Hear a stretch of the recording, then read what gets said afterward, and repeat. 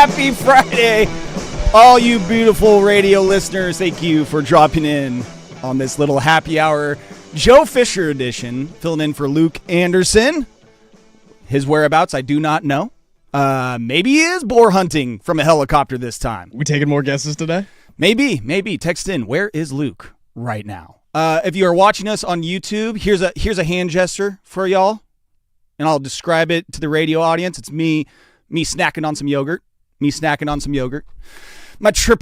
Oikos, if I will. It's a damn good yogurt. How we doing today, Casey? I'm doing pretty good, Joe. How we living? Yeah, I'm doing good. It's a Friday. It's beautiful out. Don't have anything planned for this weekend, which is phenomenal. I was talking to someone about that today. I think this is the first weekend since probably end of summer last year, because the kids' sports, it's just every weekend, and then the season rolls into the next season. So on my calendar, it says Saturday, Sports Saturday, 9 to 11. After that, nothing. Gonna do some Mother's Day shopping? Sunday, nothing. I don't, maybe. I did realize that this year I need to pick my game up on the Mother's Day. Me and my son's mother are not together, but our relationship is very, very good. But I do realize that when it comes to Mother's Day, it just kind of turns into a, hey, happy Mother's Day, thanks. Yeah. Little pat on the back, you know. Gotta show some sort of Good job, sport. Good game out there. Good job. But yeah, no, the plan is to do absolutely nothing this entire weekend. Maybe eat some yogurt. I don't know. Not a bad plan. Maybe it's on the agenda. I feel like it has to be addressed, though, the yogurt controversy of 2026. It was addressed the other night on primetime as Isaac Ropp looks at me in disgust. Because, you know, there was some text conversation between myself and one Isaac Ropp who promptly texted me back saying unsubscribe. He did not want my yogurt defense texts. And Jason Zukanik as well. And I think that what I've come to terms on is I believe I just played a lot of mental gymnastics on myself to justify eating the yogurt. Again, the malice, there was no ill intent. There was no, I'm eating this effing yogurt and I don't care whose it is. They're not going to find out. I ain't facing any consequences. That was never the mindset. Again, the little charade that you're doing, it's all for your own sake. Exactly. I think everyone else has their mind pretty much made up as soon as they saw the facts. Help me out here. I will also say Patrick Harris, he's my own boy. He's got my back. He said that he eats a very specific yogurt from Trader Joe's. And if he just so happened to open the fridge one day and saw it, he would also assume, I've never seen anyone eat that before. That might be mine. But are you the type of guy to leave food in the fridge? Yes, I told them I have left yogurts in the fridge because I eat my lunch, eat a couple snacks. I'm like, you know what? I'm full. I'll save the yogurt for another day. That I have done that. That's fair. I've done that. So I'm going to go, dude, I'm going to the firing squad with this. I will, they're like, dude, just take the plea deal, all right? Just serve 5 to 10, you know, it's all right. 2 to 5 with good behavior. Hell no, we're going to trial. I will take the death penalty on this one. At no point did I ever think, I do not care whose that is, that I'm just eating it anyways. Never crossed my mind once. But again, the mental gymnastics of being like, well, there's a yogurt. Well, I hope I'm hungry. I've never seen anyone else eat that type of yogurt, so it's got to be mine. It must have just been hiding in the fridge somewhere for the last couple of weeks, and then someone saw it and resurfaced it for me. But yogurt does go bad, so if you left it for a couple weeks, wouldn't you just assume that... Yeah, is yogurt a quick turnaround? Like, I think it's like is that a week or 2 weeks? I think it's a week and it's gone. Like it's blue on the top. Well, I got some work to do this weekend then, me and my son, because we got a lot of that yogurt in my fridge. We got a few of them to work through. Again, I'm a big fan. Dak Prescott, he endorses them. Make some smoothies. Yeah. Oh, Casey, you just blew my mind with that. There you go. Again, the sun is out. It's smoothie season. Dude, in the decade I've been eating 000 Oikos yogurts, I have never once thought to myself, make a smoothie out of it. Are you a flavored yogurt guy, or are you a? I have made vanilla? Greek yogurt smoothies before. Like you put some agave in there, spinach, some seeds and berries and whatnot. You know, I've done that before with like tubs of Greek yogurt, but I've never once thought to myself to use the 000 Oikos. When you have leftover yogurt, Make it work. Well, I know what I'm doing this weekend. I'm watching the Kentucky Derby. I'm watching NBA and NHL playoffs, and I'm making some smoothies. Do you have a favorite for the Kentucky Derby so far? I heard that there's a horse, and I don't know if the horse or the jockey is from Japan, but it would be like the first time ever that the Kentucky Derby winner was from Japan or something like that. Again, I don't know if that was the jockey or the horse. I didn't read the article. I saw the headline. So I'm pulling that. I'm pulling for that. Let's see some history. Let's see the Japanese horse or jockey. Or both. Maybe they're both from there. You want me to list off a few names just Please because these are fantastic. Horse names, yes. Awesome. We have the morning line favorite, Renegade. He's a 4-1. Shout out the Steelers. Renegade. You have Commandment, 6-1. See, I need longer names. I need like sentences. Chief Wallaby, Chief 8-1. Okay. The Puma, 10-1. Nice. So Happy, 15-1. Is that the Japanese one? I have no idea. And my favorite one, Further Ado. Further Ado. So, how many horses are in the field? Is it 20? Yeah, 20 horse field. Yeah, I remember. There's also Albus, Intrepido, Litmus Test, Dannon Bourbon, Wonder Dean. I love Litmus Test. That's a great horse name right there. Emerging Market. That's a pretty solid one there, too. I might have to go with Litmus Test, though. And then there's also Great White. That's solid, too. That's a good one. I love horse names. There is actually a pretty cool event, I believe, going down in my neck of the woods in old Newburgh, Yamhill County, at Ewing Young Distillery. It's a whiskey distillery out there, but every year they put on a big old Kentucky Derby party out there. And I don't know if this is the case this year, but a couple of years ago, they had a Kentucky Derby winner horse from like 2005 was there or something like that. His name was like Giacomo or something like that. But they had him just prancing around, parading him around for all the spectators to see. But you go there and it's a big old Kentucky Derby party out there in Newburgh at a whiskey distillery. I could think of some worse places to watch the Kentucky Derby. Giacomo won the 2005 Kentucky Derby in a massive 50-1 upset. I think it's Giacomo, I believe. Are there any Kentucky Derby aficionados out there in the text world out there? 503-864-6326. Giacomo. But yeah, he was out there in Newburgh just a couple of years ago.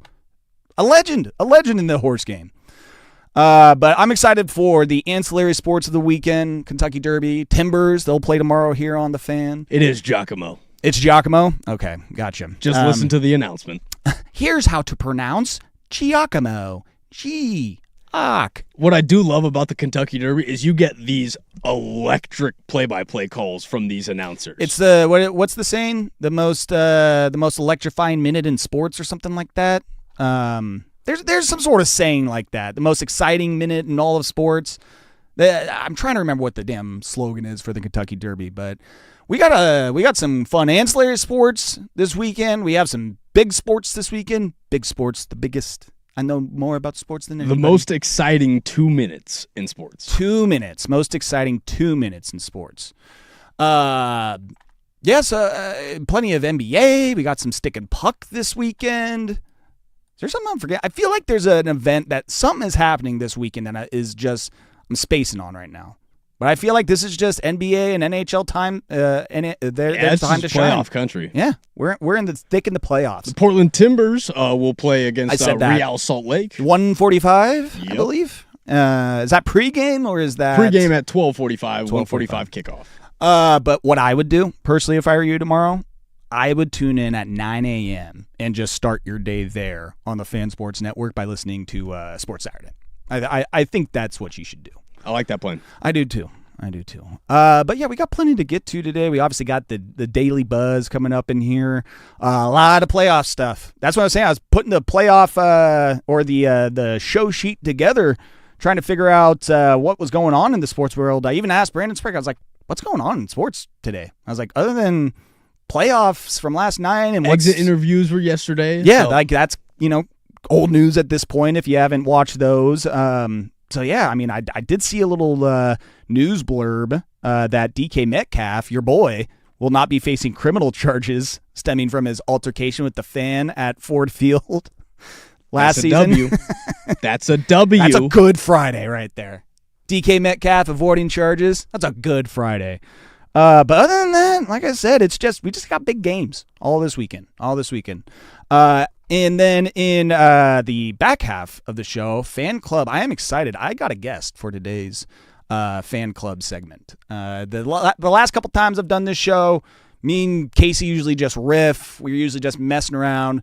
My buddy Tanner, who I do my podcast with, Fish and Toast, he has, the last 2 times I've asked him if he wants to come on, he has not been available. So he's got one more chance here. But the guest I did get, I'm excited to bring on because he's been wanting to jump on here with me for a while. And his background, I did some Googling on it today, and I was surprised myself about what I found on this Google research of our guest in the 2:30 segment. And then, of course, we'll wrap things up, one for the road, send you off into the beautiful weekend that is ahead. But Casey, how about we get to going here? Sound good? Let's do it. It's time for the Daily Buzz on the Fan Happy Hour. What was that? I do got some jokes. Oh, that's right. Casey. Let's do some in case you missed it. Dude. Hit me with some jokes. Wait, let me find the drops here. Give me 2 seconds. Bam. And I believe, let me fire this off. Courtesy of the beautiful Luke Anderson. All right, they're all working. We're firing on all cylinders. So wait, are these your jokes or are these Luke's jokes told by Casey? Yes. Okay. In case you missed it, the Joliet Slammers hosted an exhibition game against the Gateway Grizzlies inside the abandoned old Joliet prison, with Bill Murray in the crowd and fans dressed as the Blues Brothers. The place has no electricity and the outfield was comically short. It was a beautiful celebration of pop culture history, right up until the 7th inning stretch when everyone did a line of cocaine with the ghost of John Belushi. It was just like the Field of Dreams. Well, there we go. Come on. In case you missed it, playing without Anthony Edwards, Dante DiVincenzo, and Ayo DeSumo, Jaden McDaniels was the star of Timberwolves' Game 6 clincher over the Nugs. Dude, he sure was. He dropped 32 points and 10 boards while holding Jamal Murray to a pathetic 4 of 17 shooting. Jaden's night was so dominant that the maternity ward at Abbott Northwestern Hospital has already reserved half a dozen rooms under the name McDaniels for the next Groundhog Day. All right, I'll give him that one. Or I'll give you that one. Excuse me. That was your joke, yes. Jaden McDaniels, I hope he had himself a good night last night. He did on the court. I hope he did off the court. In case you missed it, tensions boiled over during a 51-point blowout last night as the Hawks' Dyson Daniels and the Knicks' Mitchell Robinson were ejected after a second-quarter brawl. It was a massive blow for Atlanta. I mean, with Daniels still on the floor, there's no way they lose that game by more than 48, maybe 49 tops. The New York Knicks had a 47 halftime lead last night. Why is this getting so much louder? An NBA playoff record, but the real record was the speed at which Blazers fans deleted their "We want CJ back" tweets from last week. Yeah, you know, it's the epitome of the CJ McCollum experience, my friends. Atlanta, you got to learn it this year. I'm glad you did. It was great at times. It was the best of times. It was the worst of times. In case you missed it, a new update from Filategate, as we're so calling the Diana Russini Vrabel.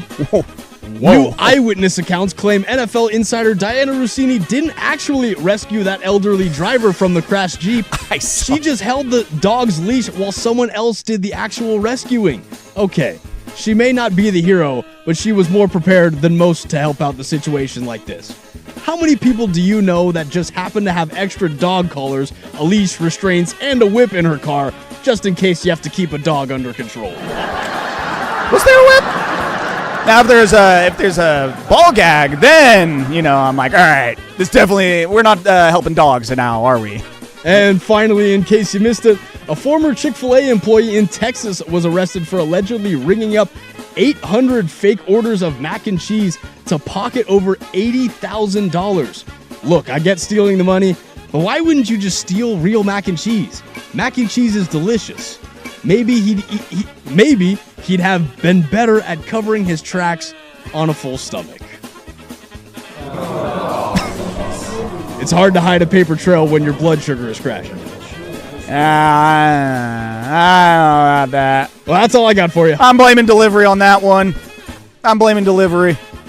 I've always wanted to do stand-up, and then I'm just like, dude, I would crap myself immediately getting involved in that. I've DJ'd weddings. I've been in front of crowds before, but Again, I think the moment a crowd doesn't laugh at my joke, I am crumbling and folding like a pair of tubes. I can rap and have people cheer me on and, sing along and dance along and do that. Telling jokes, I feel like that's just a lot of dead air for me.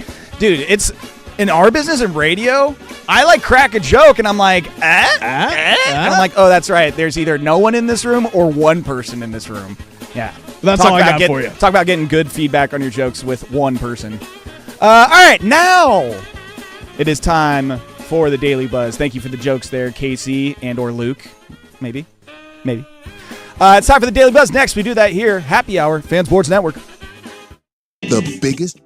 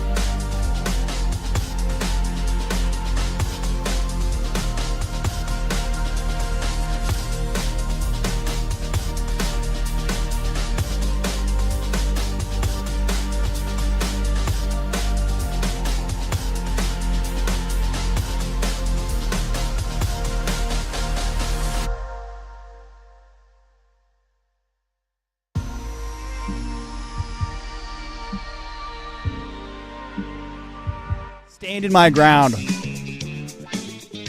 Hold the line. Face the firing squad. F you all! All right. It's time for the Daily Buzz. The Buzz. We had some eliminations in the NBA playoffs last night. The Minnesota Timberwolves, despite missing a couple dogs from the pack, they still showed the Nuggets that they're the alpha dogs. Winning Game 6 last night, 110-98. Winning the series 4-2. The Wolves will now head south as a pack to take on the Spurs in the second round starting on Monday. How about this stat, Casey Smith? Timberwolves now have more playoff wins in the last 3 seasons, 22, than they had in the previous 34 seasons, 21 wins. Isn't that insane? Whoa. Minnesota, man, they just turn it on. That was before Garnett. Yeah. I mean, Wow. last 3 seasons. Well, actually, Garnett, wasn't he technically? No, he wasn't on that playoff team 3 years ago. He jumped on the Timberwolves that last year, right? I think. Technically. Yeah, I was going to say, but I don't think they made the playoffs. But yeah, I mean, they just turn it on come playoff times, man. Like, I don't know how. I'm sure Timberwolves fans might find that frustrating in the regular season. And it's just like, dude, why can't you guys do this like all year? But that series, when it lined up, when the bracket came out, I was like, I don't know what the Nuggets were thinking as far as like seeding goes, because I did not want, as like, if I were the Lakers, the Nuggets, or the Rockets, That was the toughest match. I don't want to face the Timberwolves. I don't want anything to do with Anthony Edwards in playoff mode. And even without Anthony Edwards, I mean, Terrence Shannon last night, that was unreal what he was doing. I mean, that guy, he has jumps and hang time. Like, that is, he is impressive. And then, of course, the Jaden McDaniels show, just living in the mid-range, just living in the midi. He just couldn't miss from there. Yeah, and then he held Jamal Murray to 4 of 17. Terrible I mean, game for him. Yeah, very bad. Jamal Murray was very quiet this series. Yes. How many games does it take for the Spurs to win this series, Casey? I think 5. 5 games? I think they do win in 5. You thinking 5? Yeah. I think their young guys probably have a few slip-ups defensively, but Wemby bails them out more than not. And I think this is going to be a storyline throughout the series, is if we're going to get Anthony Edwards at any point. I don't believe we're going to get Anthony Edwards at any point. When the series starts on Monday, it will be 1 week from his injury. And this is, at the very least, a 2-week injury is what they're saying. And that is if he heals quickly and is, That's if everything goes perfect. Apparently, he has been nicknamed the Wolverine up there because of his pain tolerance and his quick healing abilities. So, again, it's going to be a storyline until the story ends. Is Anthony Edwards going to show up at all? The Buzz. Red Hawk down. The New York Knicks. Boy, they pieced up A-Town down last night in a historic back alley beatdown. A dominating, crushing, embarrassing, emasculating win over the Atlanta Hawks by 51 points. All 15 players on the New York Knicks played minutes. The starters for the Knicks shot 70% from the field. Just on fire. Lights out. At one point, I think at halftime, the Atlanta Hawks were leading OG Anunoby by 10 points. The New York Knicks, they were up by like a billion. They were this close to having the scoreboard from Space Jam, where it's kind of one-sided, isn't it? Where it's the Monstars. It was like that to 18. It was like 60-19 at one point. What was that halftime game. score? Was 80 to 30 something? Just insane. And he did it in Atlanta. My God. That is one of the more savage NBA playoff moments I think I've ever seen. Have you seen any of the off the court stuff that's been happening through the series? Off the court stuff. One of my favorite things that I've seen from this series is after, I believe, was their first win in Atlanta, New York Knicks ordered in Magic City wings. Hell yeah, they did. Lemon pepper Lou's all over Damn right. the locker room. Lemon pepper wings are so good though. Like that to me might be a top 3 wing flavor. Lemon Really? pepper? I think so. I think it's up there. It might be But a bad 3. lemon pepper is a real. Well, yeah, if it's a under tough sell. season, yeah. I think I got to go 3 on the lemon pepper. It just sneaks in there. I It's think- podium. It's podium. What's your 1 and 2? 1 and 2, I think I got to go garlic parm 2. And I'm with you then 1 is just a classic. Give me a good barbecue, good tack on it. I'm with a you little there. bit of spice. That's my top three. Top three wings. I'm there with you. The Buzz. We are heading for a matchup on Saturday that might end all of human existence because it's the Boston Celtics and the Philadelphia 76ers in a Game 7. Those two fan bases in a Game 7, pray for the women and children that they get out of there safely. The Sixers, they've climbed their way back into the series after winning last night 106-93 in Philadelphia. Great environment. I know those are a lot of Eagles fans, so I'm not particularly too happy for them. But and I know that we had New England versus Philly in the Super Bowl a few years back, but there is something about this just being Boston, Philly, and then this being Sixers, Celtics. Like, there is some juice. I don't even care about it being a first round. Like, you get this matchup, regular season, there's juice behind it. So There's the fact always we're getting juice in this Game matchup. 7 between these two, dude, can't wait for tomorrow. That's going to be awesome. Who do you got in it? I'm going to go with the 76ers just because I remember 2 weeks ago when the playoffs were starting and the brackets came out, and I was just like, dude, Sixers have everybody now. They got PG. They got Embiid. VJ Edgecombe. They got Maxey. Oubre's been awesome this series. Like, they're healthy. And obviously it took Embiid a couple days to get back because of the appendectomy, but he's, as Vince Carter put it last night, no appendix, no problem. Like, he is balling out Was it right 33 points in Game 5? now. Game 5, I can't remember. I think so, though. I think you're right around that mark, yeah. But yeah, this game tomorrow, two historic franchises, two of the worst/best fan bases in sports. The result of this game, it seriously could lead to such violence that these two mongoloid fan bases could potentially lead to the fall of mankind tomorrow. Not even kidding. It wasn't the Mayans. It wasn't the Rapture. It wasn't a nuke. It was Boston-Philly Game 7. It was Sixers-Celtics Game 7 in the first round, mind you. Based on our track record, like the last 20 years as humans, that's probably the way that we need to go out. Nothing too crazy. That's probably a fitting way for humans to go out. Like, oh my God, what happened? Sixers Celtics Game 7. Yeah. That makes sense. Yeah. The Buzz. But today we got 3 Game 6s in the NBA playoffs, all on Prime Video. Let's run through them real quick. 4 p.m. we got the Magic trying to eliminate the number 1 seed in the East, make them go poof and disappear. Detroit Pistons at home, and that one Pistons are favored by 3.5. 4:30, Cavs and Raptors square off north of the border. Cleveland, a 4.5-point favorite. And then the nightcap at 6:30 is the LA Lakers. They're going to hope that the Houston Rockets were sipping on some lean before this game so they can eliminate them tonight and advance to the second round.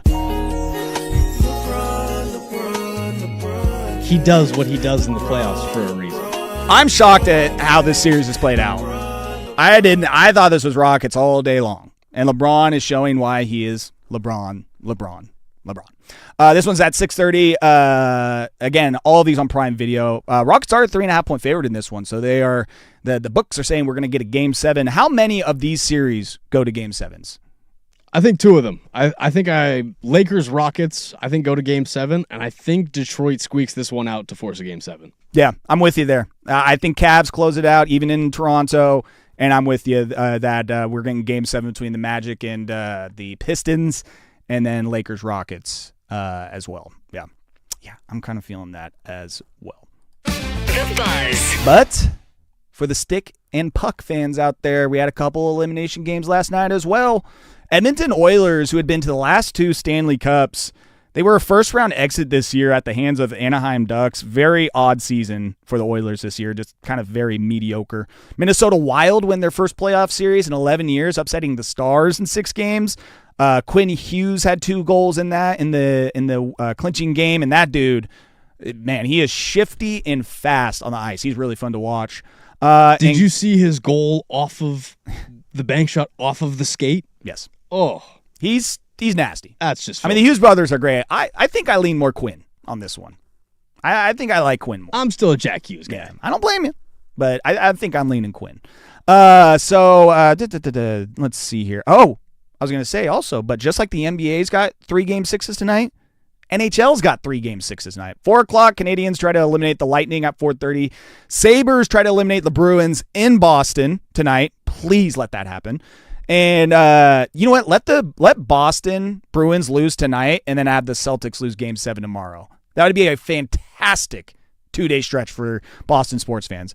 And then you got Vegas Golden Knights tonight to try and eliminate the Mammoth at 7 p.m. They're up 3-2. Mammoth on the verge of elimination in their inaugural season. And finally, The Buzz. Mariners, they play this weekend against the Royals. There you go. 6:45 first pitch tonight on Apple TV. Cole Reagans for the Royals and Brian Wu for the Mariners. That's your Daily Buzz. What we're going to do next is it's time for Fan Club Friday, and I'm very excited for our next guest. I will intro him when we bring him on.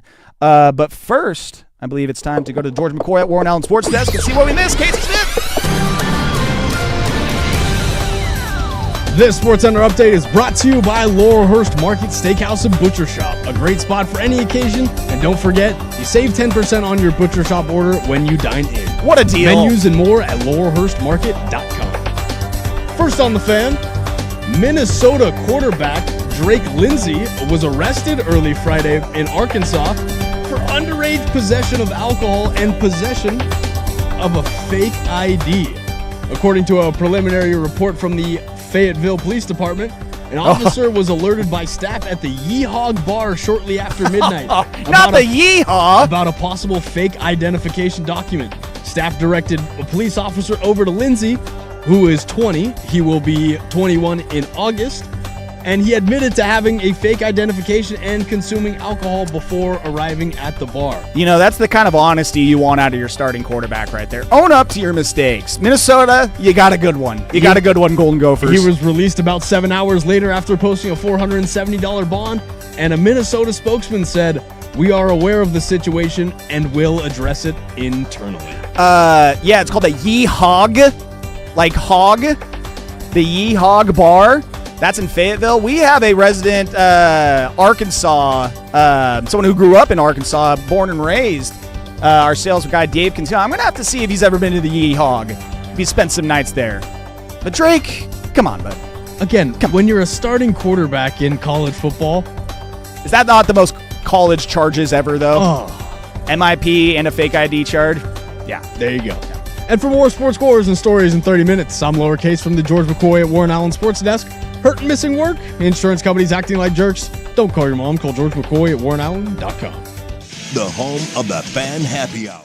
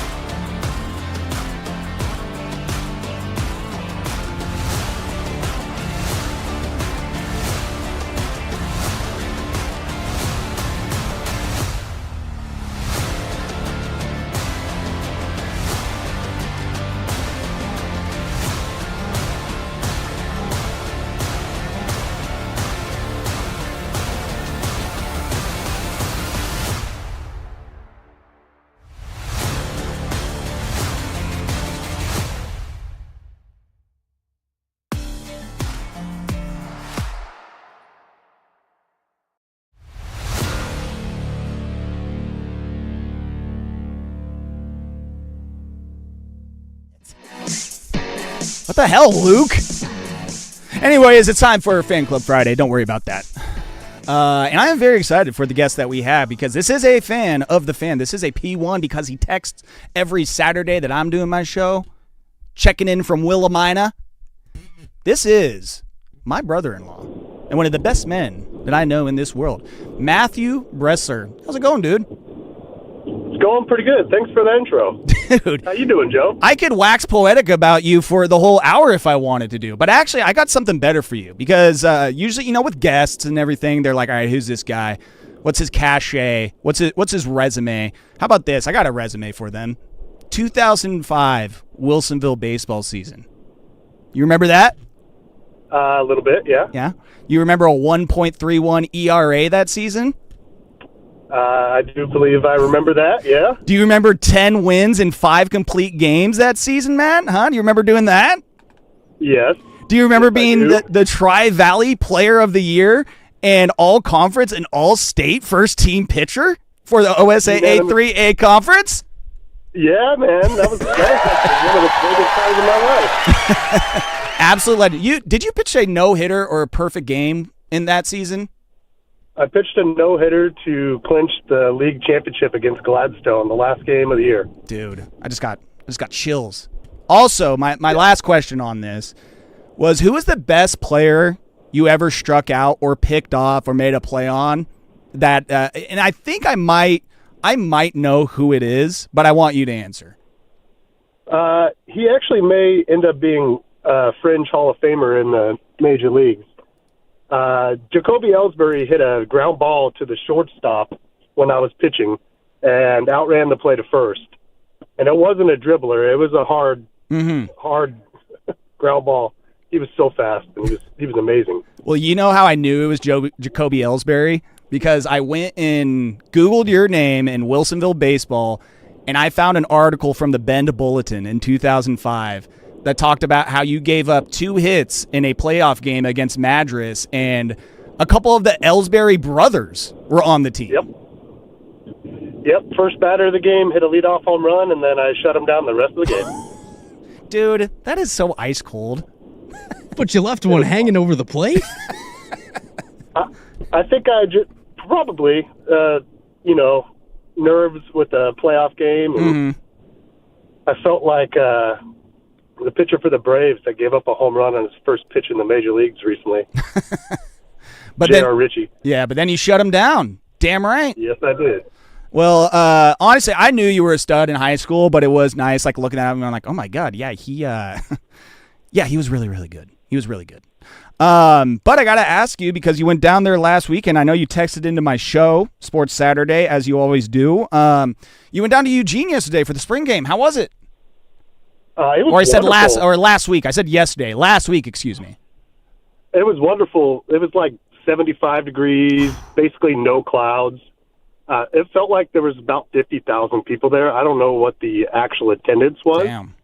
But it was packed. I went down with my best friend, Drew, and we got down there, and we were both completely shocked by how many people were down there. It'd been a few years since I'd gone. But the play on the field was impressive. It's pretty obvious that Lanning has got these guys dialed in. The depth that the Ducks have on both sides of the ball is where I'm kind of like, okay, we got some guys now. See, it's a matter of getting the playing the snaps now. Yeah, see, and that's wild because that's like, I feel like going into this next season for the Ducks, it's almost, the story is the opposite from last year where it's like the starters are elite and the depth is maybe in question. Because last year it was like, wow, this team is so deep. It's so deep, 1 through 3, 4 on the depth chart. And now with all these guys returning and so many second, third stringers transferring out, that was going to be my question is like, what is that depth going to look like coming into the season? But it sounds like what you're saying, it's like, hey, man, we keep getting dudes, so next guy up mentality. Yeah, it sure seems like it. It was a good spring game. It wasn't sloppy. It was a nice football game to watch in April. Nice. Okay, moving on to something else here. I got to ask this because I was thinking about this actually recently. You are a man of the people, Matt. You are the quintessential fan P1. Like I said, you listen to every show. You're always tuning in. You're a hard working father who busts his ass and just wants to relax, have some peace and quiet, and watch some sports, watch your Braves, watch your Ducks at home. But what I want to ask is, what is the Blazers fandom like in your household? Because we are very much alike. Like, we love the Blazers, but I feel like, at least for me and Joey, my son, in my household, from when they were last in the playoffs with Dame to now, it's just that fervor for the team in the household. It's just, I can tell it with my son. He is just not nearly as interested. So is it you, my sister Katie? Are you telling the Scarlett and Bennett, let's watch the Blazer game? Or are you guys kind of like, have you been just checked out the last couple of years? Until about 2 weeks left in this season, I was checked out. Yeah, sounds about right. Yep, that's about right. I got a coworker that I talk Blazer basketball with every day, and I pay attention to them. I read up on them. Just, it's similar to the Timbers. It's kind of like the people on the court aren't exactly exciting, but they're still our local team, so I keep up with them. Mm-hmm. But no, I've been a huge Blazer fan since I was, a kid. Yeah. With the last few years and the kind of ineptitude of the franchise, yeah, it was a quiet. I didn't watch one Blazer game last year on TV. Wow. And it used to be every game was on. Yeah. So, Yeah, no, I mean, I wanted to ask that just because, again, like I said, I've experienced it in my life, and you are just like, you sum up a listener of the station and a sports fan in the Portland market, and it's just like, and I know how much you love the Blazers. I know you got that sick throwback Clyde Drexler jersey.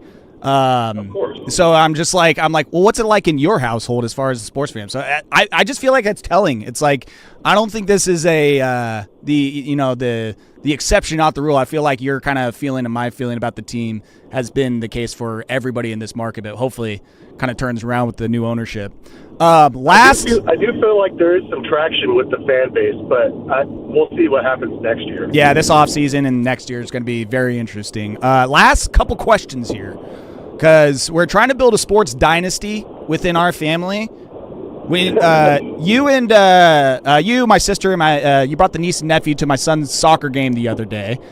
And I was talking to Scarlett, my niece, and I was like, hey, you're going to do volleyball? And she goes, no, I'm going to do softball again.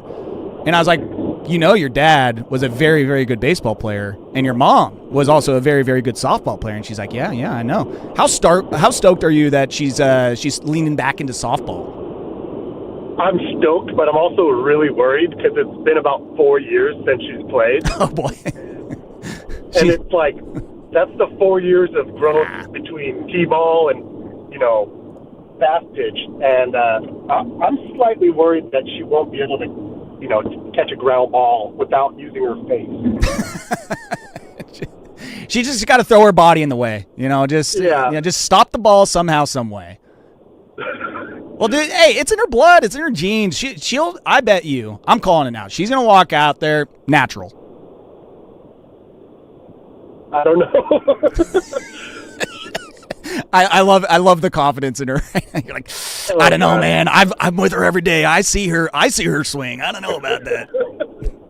Well, then I have to ask now, because my nephew, your son Bennett, what is the goal for him sports wise? Because baseball is going to be a given, but are you eyeing a certain sport with him already? You know me, I'm going to try and get him into golf somehow, some way. But are you like, dude, I think we got football energy coming out of this 2-year-old. Yeah, actually, I think you're probably pretty correct there. I don't know if he'll play football, but with our nephew, Alex, they're very similar with their energy at that age. Basketball, I could see with him just running around constantly, just chase the ball. Yeah. I would love to have a buddy to go disc golfing with, but there you go. We'll see how that goes. There you go. Hey, dude, I feel like that's just golf in general, whether it's actual golf or disc golf. The parents might play some mental games with their children to get them out on the course to play with them, or it's just straight up parental mental abuse, and they're saying you're gonna play golf for 10 hours straight for the rest of your life. There's also bribery. Yeah, there you go. Bribery is a good way. Have you done that? Have you done that with Scarlett in sports? Hot Wheels when we go disc golfing. Oh, there you go. Yeah, perfect, dude. Perfect. Dude, stoked to have you on here, and honestly, just chopping up sports with you, because I know we see each other, family functions every now and then. I come out to the house as much as I can out in Willamina, but nice talking about your teams. Huh? Well, you didn't even get to your Braves. Best record in baseball right now. Damn it, we didn't even get to them. Well, I'm happy for your Braves. I root for them vicariously through you. So, dude, just thank you for jumping on. I appreciate it. I wanted to get someone on, like I said, this time, because the last couple times I've done this show, I haven't had a guest, and I know you've wanted to jump on before, so I'm glad we were able to do it this time.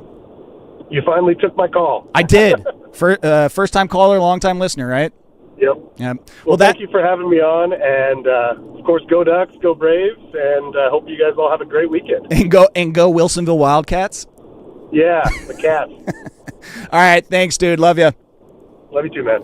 That is my brother-in-law, Matthew Bressler. I've known him for 20-something years now. Long time. Absolute stud for Wilsonville on the mound back in his day. All-state first-team pitchers.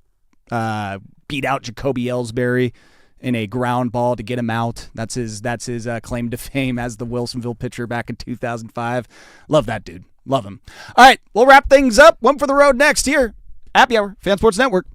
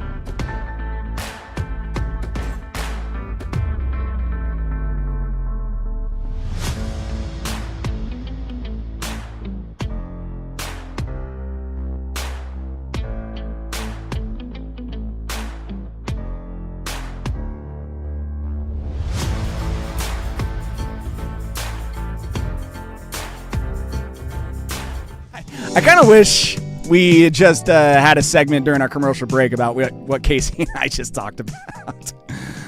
The weed's getting strong nowadays, kids. Be careful. Be careful. Anything on the text toy or YouTube chats there, Casey? Nothing that I'm going to see. Just a whole lot of Rufio talking to himself. Had a babe. As expected. As expected. If you were not able to listen to this show, you know where to get it. Fan Happy Hour podcast is on 105.1 The Fan, Odyssey.com, the Odyssey app, wherever you get your podcasts. And I believe it is now time for...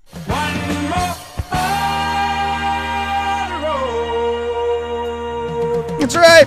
Sending you off into the weekend with a pretty cool event going down just west of here, which I had no idea about until yesterday. And even though my weekend is completely empty, there is part of me that kind of wants to fill it up with just a little bit of this event. It's the Big Ten Men's Golf Championships happening at Pumpkin Ridge this weekend. It's happening right now. You were talking about it a little bit. Was it pre-show or was it in between the break? Yeah, I think it was pre-show we were talking about it. Yeah, but a buddy sent me... Might not be a bad place to be this weekend. He sent me a post from Oregon Men's Golf Instagram, and it was like, course preview, Pumpkin Ridge, Big Ten Championships. And I was like, wait, what? It's happening at Pumpkin Ridge? So it's going down right now. They have Friday's round well underway. I mean, I know nothing about Big Ten golf and who's good and who, the players, but, If I can go watch some college kids just absolutely crush it out there and live vicariously through them at Pumpkin Ridge on Saturday or Sunday, I might just have to do that. Sunday, the coverage of the final round will be on the Big Ten Network if you want to check it out, if you want to watch Pumpkin Ridge on television. And even better than that, admission free, parking free. Catch some Big Ten golf this weekend up at Pumpkin Ridge if that tickles your fancy. But I'm gonna go rummage around the fridge, see if I can go find myself a yogurt, maybe some beer, and put a wrap on this work week. Casey Smith, thank you as always. Thank you, Joe Fisher. Thank you all the wonderful listeners. And you know what? Thank you, Isaac Grops, for sort of kind of having my back the other day with said yogurt beer incident. He did call you a hero. We're all done for now. See you tomorrow at 9 a.m. Sports Saturday. Peace. So always look on the bright side of death. This is